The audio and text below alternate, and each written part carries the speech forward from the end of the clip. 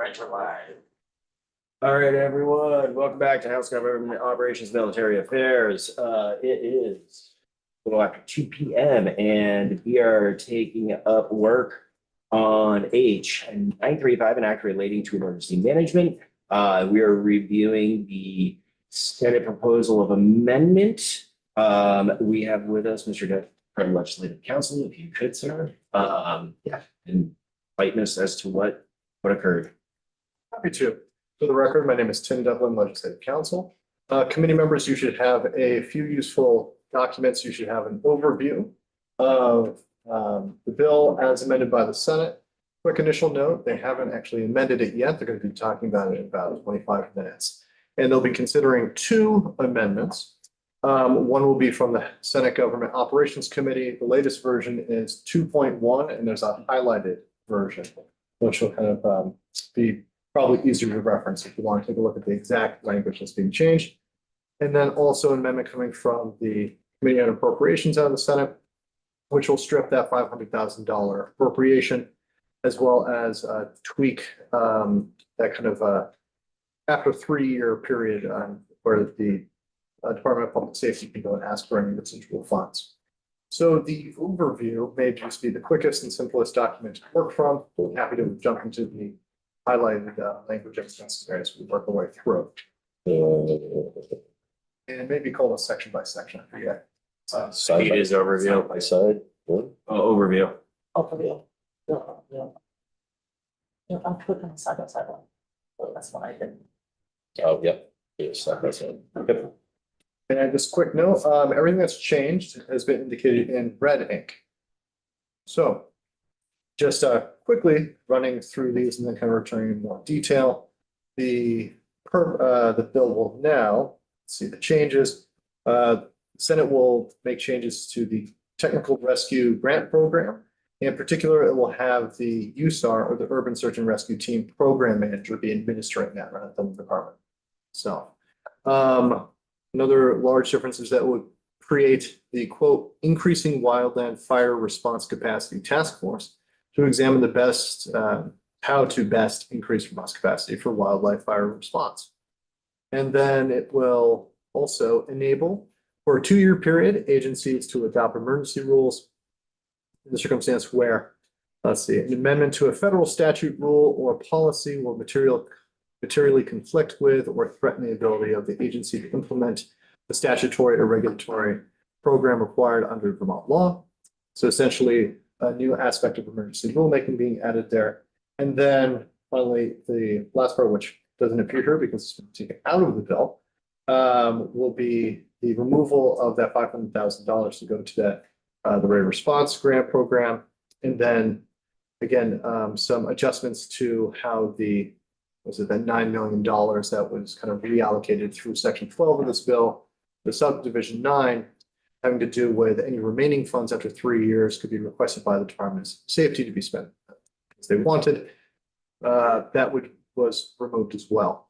So returning back in more detail now, and for the sake of time, Chair, how would you like me to approach the walkthrough? More of a jaunt, because I also want to be respectful of the senator's time to get back up to the floor. So, and then we can circle back to you with more detailed questions. And maybe I can just leave it there. Okay. I think I hit every section broadly that's changed there, so I'd be happy to turn over the senators and kind of come back and so on.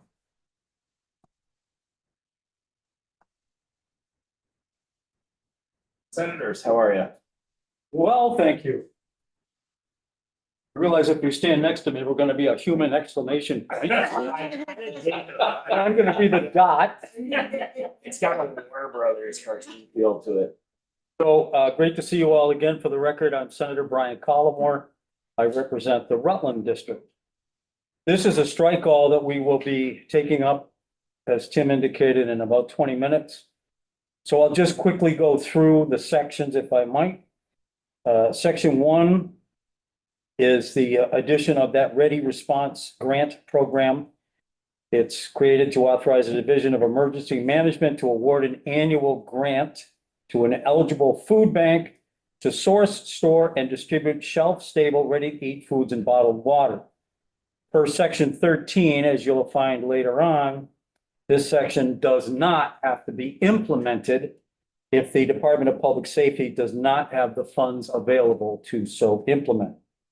And section 13B later appropriates $500,000 to DPS in fiscal year 27 for the Ready Response Grant Program administered by the Division of Emergency Management.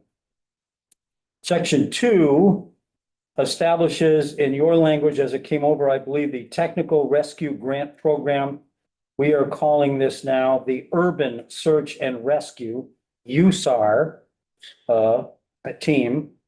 And again, this will depend on funding later on in the bill.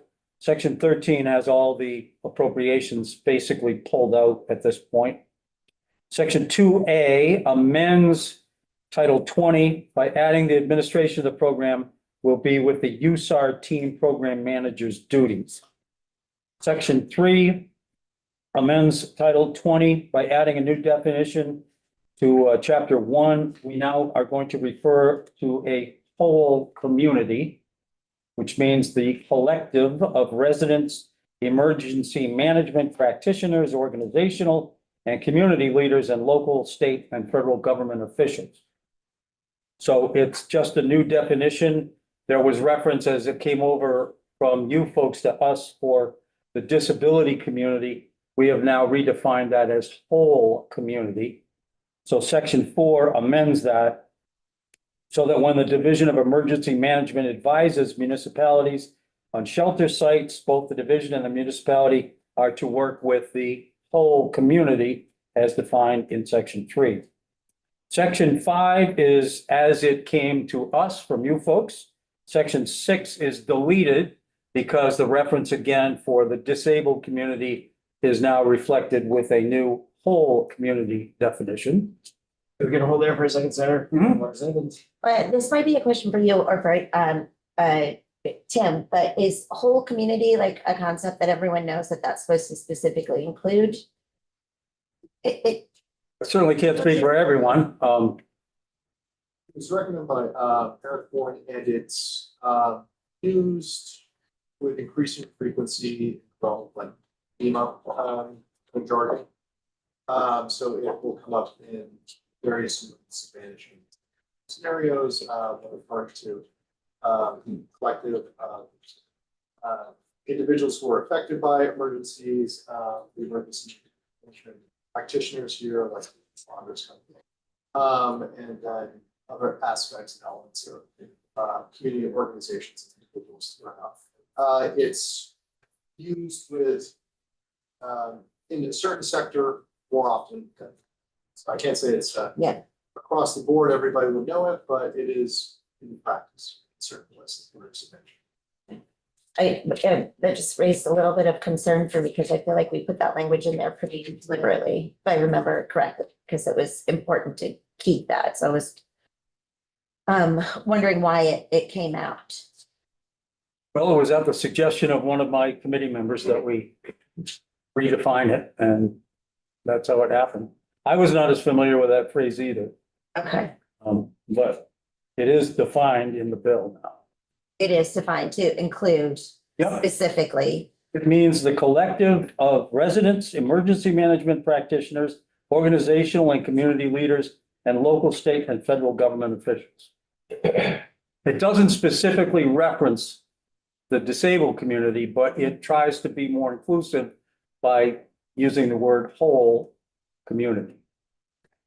And do you remember why your committee member asked for it to be changed? Because did they feel like sometimes people suggest removing language because they feel like it's too specific to seem like we're doing like one group favors over another, or because they wanted to be more inclusive of everybody? Because it seems more vague now when we had done that intentionally. I would say the latter. It was designed, I think, and encouraged to be more inclusive than otherwise. Okay. Thank you. Hanger than stone. No, I'm good. I was gonna explain what whole community meant Okay. according to this. Good stone. Yeah, I recognize what opportunity means and I appreciate that it's used by FEMA, but I'm wondering if, just so we know if there, you took any testimony about that from disability rights groups in the state, just to make sure that there wasn't any. I don't recall that we did, as Tim had mentioned, Eric Foran came in with a definition to help us understand what it was that his group understands it to be. um, Okay, Thank you. section 7, 8, 9, 10, and 11 are all the same as it came over from this body. Section 12 is the final section. And again, this is section law, which talks about the authorization of funding. And this section authorizes DPS to use monies appropriated or held in reserve pursuant to the 22 acts, et cetera. The 2.250 million for computer aided dispatch system and 5 years of software licensing fees is still in our bill, but it will be superseded with an appropriations amendment, I believe, on the floor. There's still $190,000 for cybersecurity, the expanded use of that rapid SOS and geographic information systems, and $4.5 million to implement and expand the land mobile radio network to include a statewide conceptual design. And Public Safety Department still have 3 reports, May 27, January 28, January 29, to both House and Senate Government Operations Committees to give us back information. And then section 13 has to do with the availability of funds. Section 13 also has the effective dates, and that's it. So that's changed. Okay, So section 12 remains the same except for section 12D. I believe. We have JFO here, which is really nice to explain that part. So is that assumption correct? Because it was kind of hard to follow this in the Senate. Well, you certainly have the best guy in the business for JFO, in my Yes. humble opinion. Great, thank you. So as far as you're aware, sections 12, 1, 2, and 3 are still in this bill as it's coming to your floor in a few minutes. That is correct. We did not, because it's not in our purview to talk about appropriations. The appropriations were in the bills that came over from the House. So we just lived with them and passed them along to committee to our right downstairs, which is the Appropriations Committee, and they were the ones that elected to make some changes. Yeah. anything else from the senator? Section 11A, Senator, sorry, Yeah. was on, part 5 in, the Wildland Fire Response Capacity Task Force. So that's something new, correct? Yes, this is session law that will create what's called the Increasing Wildland Fire Response Capacity Task Force. That's hard to get on, sure. I'm already working on the acronym. It will examine how to best increase Vermont's capacity for wildland fire response. It will be administered by the Department of Forest Parks and Wildlife and Recreation. And there are 2 reports suggested that would be coming from that group to let us know how they're going to increase the ability to fight wildland fires. We call them forest fires, I think, when I was. Imagine that's a request that they made, Yes, how that, yep. So hopefully, again, I know we're on live, so I can say that. We will pass this today. We will put it in all remaining stages of passage, suspend the rules to message it back to you. So you should have it by tomorrow for your consideration to either concur or suggest a further proposal of amendment. And not knowing when the goal line is reached, I have no idea when we're going to be able to say goodbye for the year, but hopefully it's soon. I appreciate the time and the consideration Sure. for all these matters, sir. Not just this, but the entire portfolio we share. It's always great to see you. All of you. All right, gentlemen, good luck on the. Second favorite committee. Good luck. Well, Senate Government Operations is my number 1. Thank you. Thank It's the long and the short of it. Here we go. We're gonna focus on the money right now. Mr. Root? I wonder if he's taller than Cooper. They did. Good afternoon, Chris Roop from JFL. I got pretty last minute word to come down and take a look at this, so I apologize that I'm coming in kind of in the middle of the conversation, but yeah, to confirm Representative Hango's question, the Senate Appropriations Committee left the reallocations in section 12 alone. Those are still in the bill.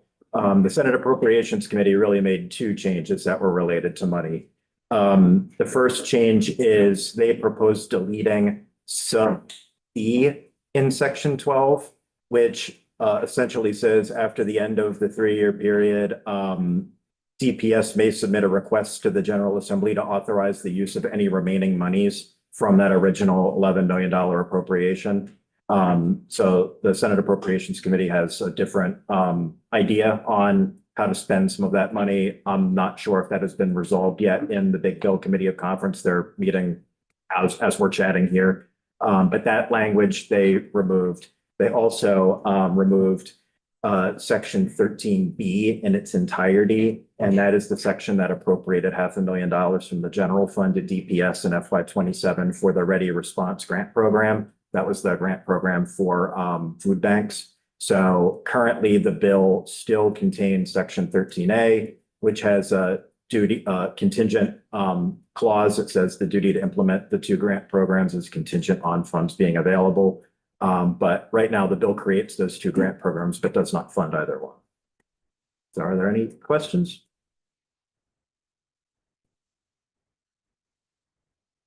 We'll still have some time to review this once it comes over, but we wanted a primer since this was a big bill.